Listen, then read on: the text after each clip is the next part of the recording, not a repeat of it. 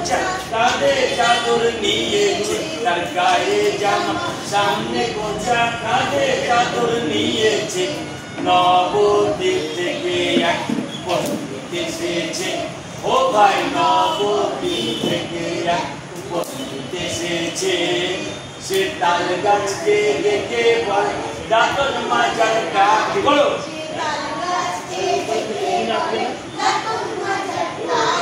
আর বাদশাহকে দেখে বলে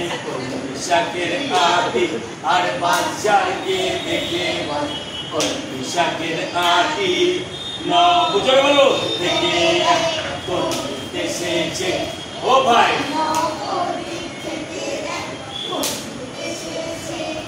তারপরে না না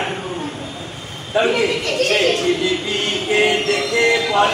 গরুর গাড়ির চাকা সেই জিলিপিকে দেখে বল গরুর গাড়ির চাকা আর পাপড় ভাজাকে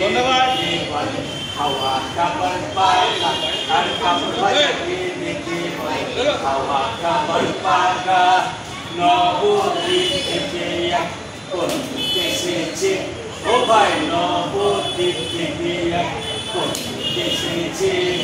সে মনুমেন্টকে দেখে বল শিবঠাকুরের বাড়ি সে মনুমেন্টকে দেখে বল শিবঠাকুরের বাড়ি আর এরোপ্লেনকে দেখে বল ময়লা খেলার গাড়ি আর এরোপ্লেনকে দেখে বল